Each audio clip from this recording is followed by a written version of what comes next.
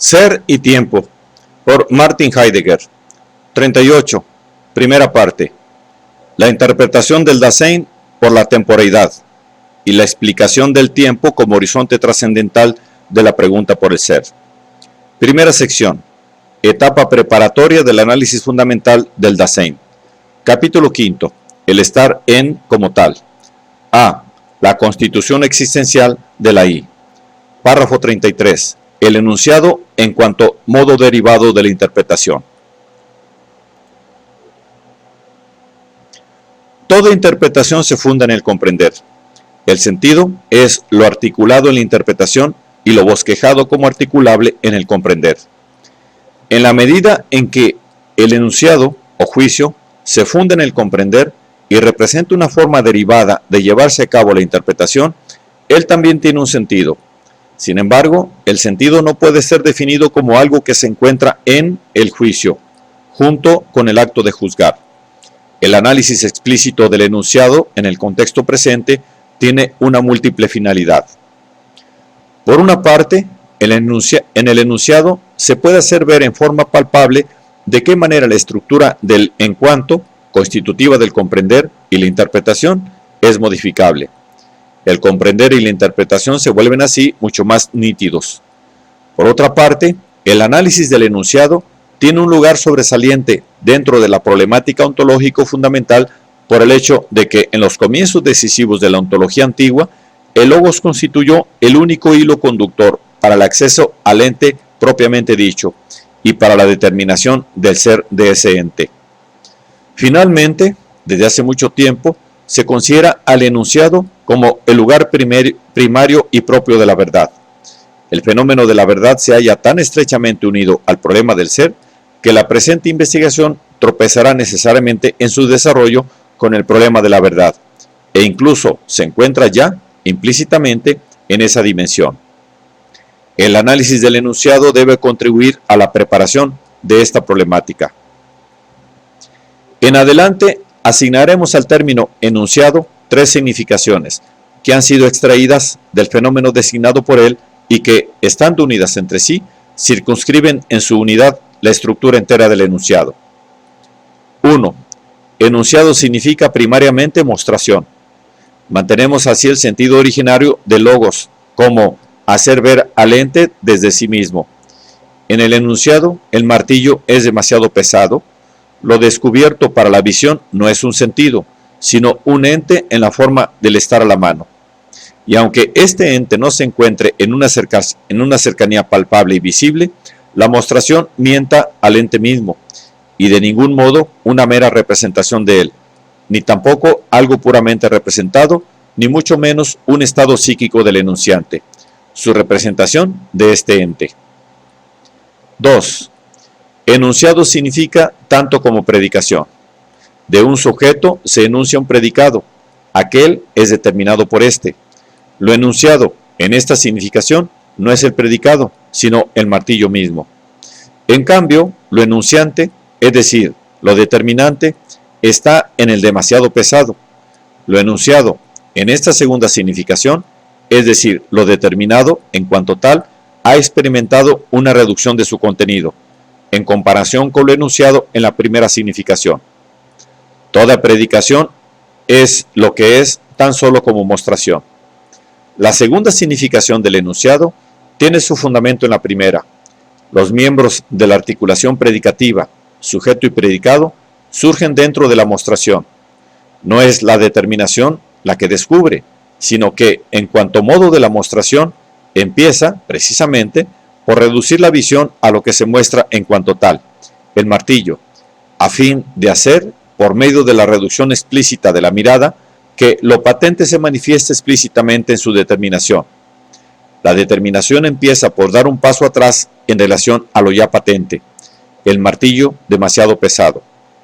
La posición del sujeto reduce el enfoque del ente a este martillo aquí, a fin de hacer, mediante la reampliación del enfoque, que lo patente se vea en su determinable determinación. La posición del sujeto y la posición del predicado son a una con la aplicación de este a aquel, enteramente apofánticos, en el más estricto sentido de la palabra. 3. Enunciado significa comunicación, expresión verbal. En cuanto tal, tiene relación directa con el enunciado en la primera y segunda significación. Es un hacer ver a una, con otros, lo que ha sido mostrado en la forma de la determinación. Este hacer ver comparte con el otro el ente que ha sido mostrado en su determinación. Lo compartido es el vidente y común estar vuelto hacia lo mostrado. Estar vuelto que debe ser afirmado en su carácter de estar en el mundo, vale decir, en aquel mundo desde el cual comparece lo mostrado. El enunciado, en cuanto a comunicación, entendida en este sentido existencial, implica el estar expresado.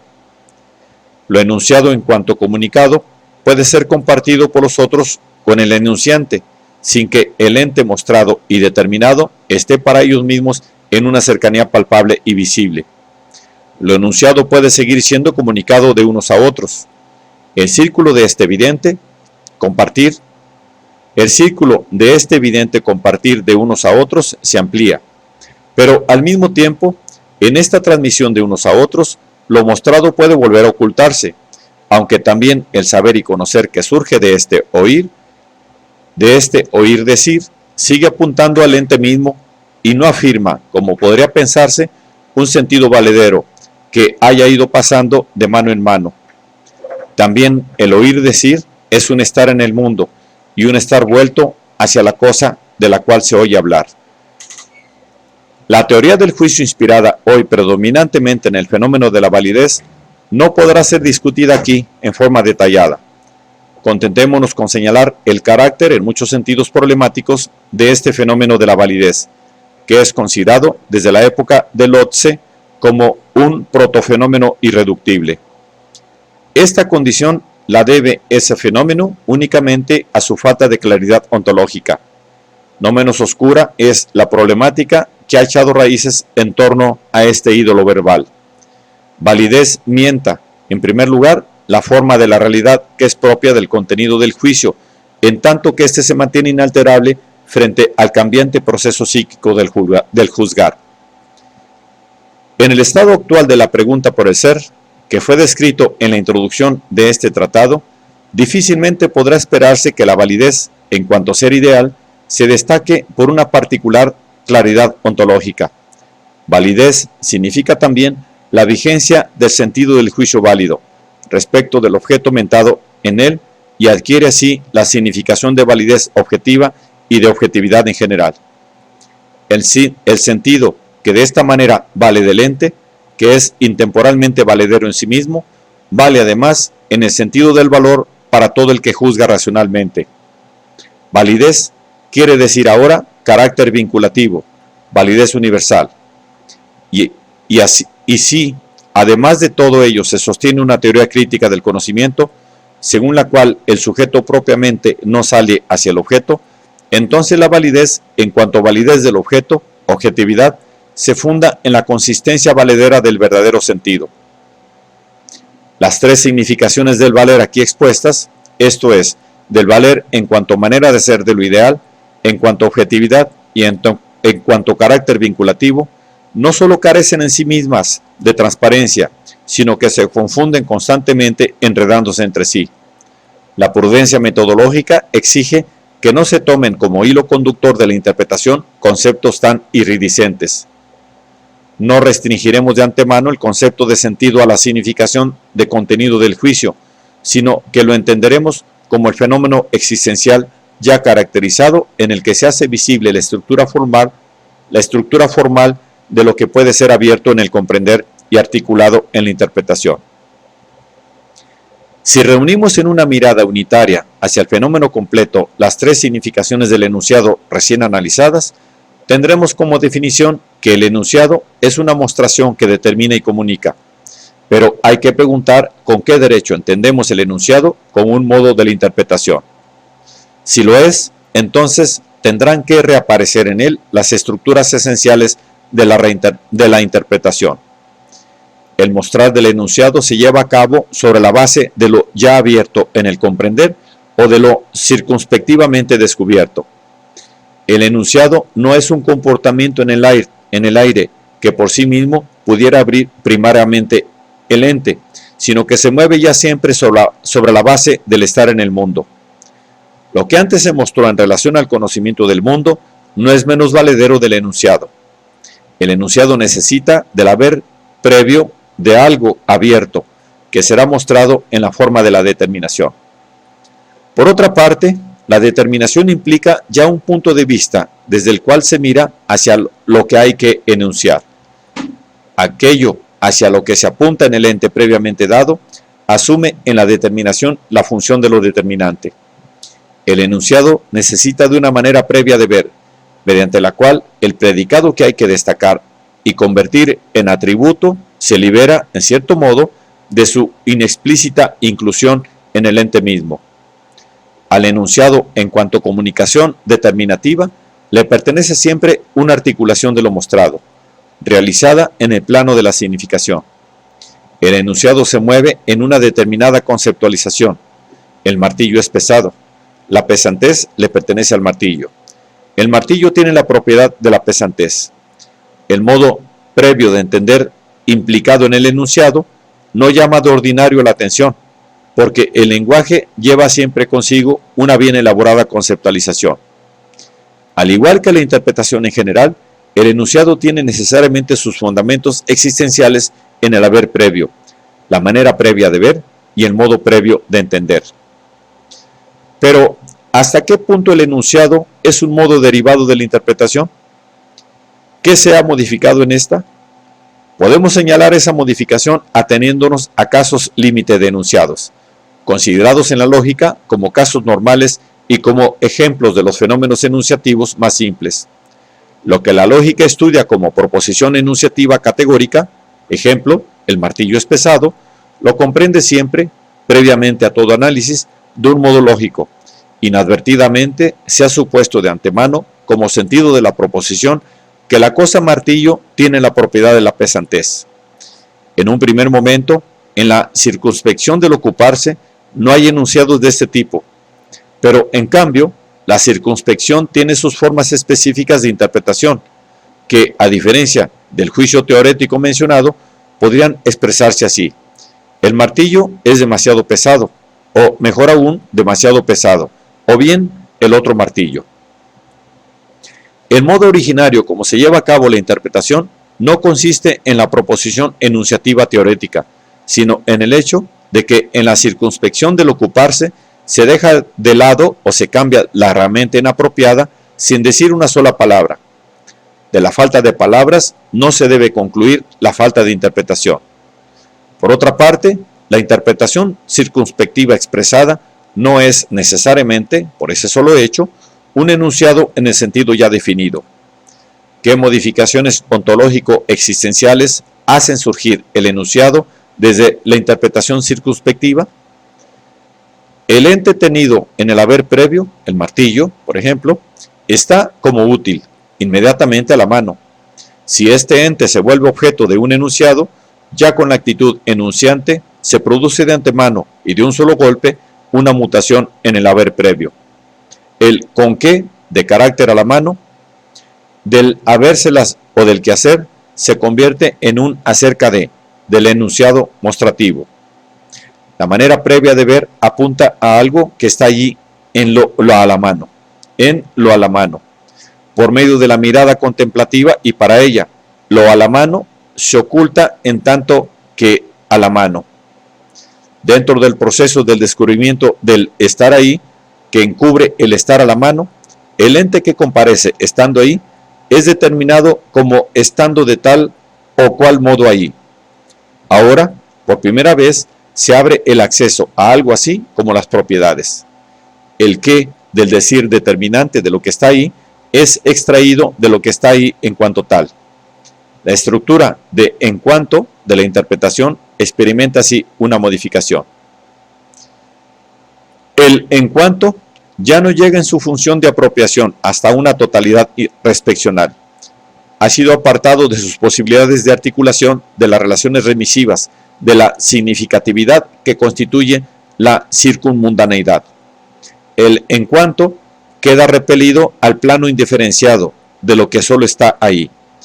desciende al nivel de la estructura del mero dejar ver determinativo, que hace ver lo que está ahí.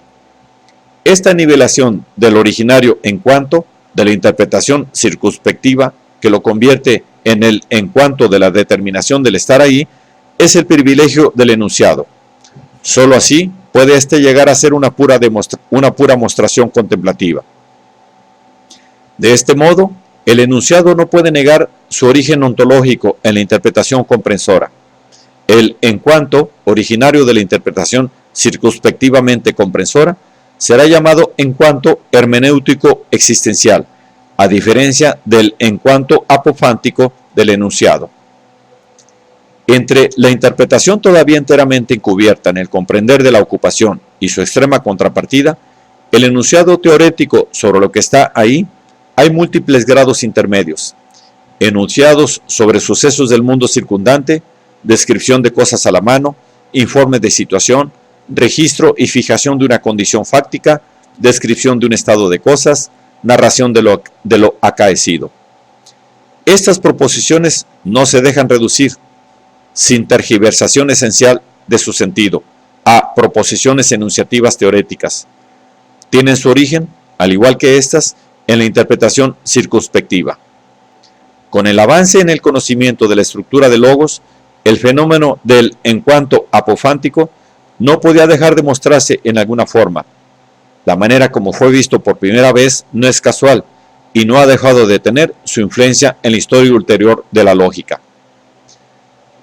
Para la consideración filosófica, el logos es también un ente y, según la orientación de la ontología antigua, un ente que está ahí. Lo primero que está ahí, es decir, lo primero que encontramos al modo de las cosas, son las palabras y la secuencia de palabras en que el logos se expresa.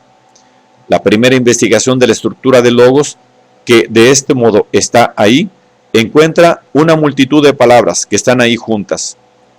¿Qué es lo que produce la unidad de este conjunto? Tal como lo vio Platón, esta unidad proviene del hecho de que el logos es siempre un logos uno. Por referencia al ente manifiesto en el logos, las palabras son reunidas en un todo verbal. Aristóteles tuvo una comprensión más radical. Todo logos es, al mismo tiempo, composición y separación. No disyuntivamente, o bien lo uno en cuanto juicio afirmativo, o bien lo otro en cuanto juicio negativo. Todo enunciado, tanto el que afirma como el que niega, tanto el verdadero como el falso, es, con igual originariedad, composición y separación.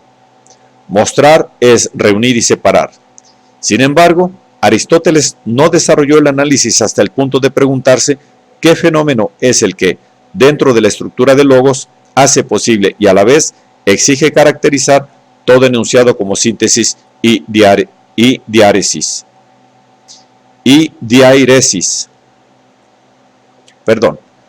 Lo que con las estructuras formales del enlazar y el separar, o más exactamente con la unidad de ambos, debía ser fenoménicamente descubierto.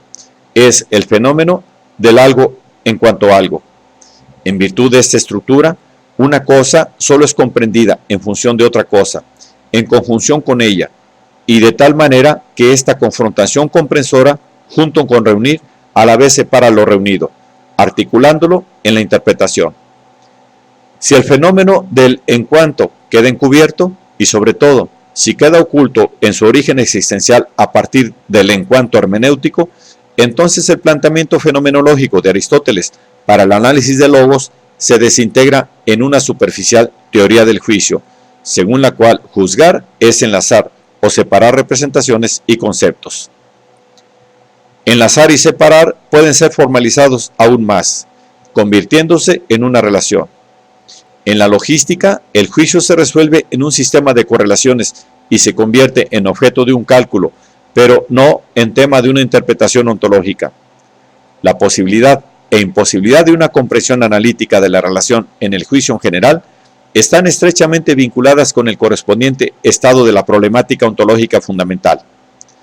Cuán profundamente influye esta problemática ontológica en la interpretación de logos y a la inversa, cuán profundo efecto tenga, por curiosa repercusión, la concepción del juicio sobre la problemática ontológica, lo muestra el fenómeno de la cópula. En esta ligadura se pone de manifiesto, en primer lugar, que la estructura sintética ha sido supuesta como cosa evidente y que ella, además, detenta un carácter determinante en la interpretación. Pero si los caracteres puramente formales de la relación y enlace no pueden hacer ningún aporte fenoménico a un análisis del contenido de la estructura de logos, el fenómeno al que apunta el término cópula no tiene en definitiva nada que ver con ligadura o enlace. Él es, y su interpretación, sea que ese es se halle taxativamente expresado en forma lingüística, sea que esté indicado en la terminación verbal, entran en el contexto de los problemas de la analítica existencial.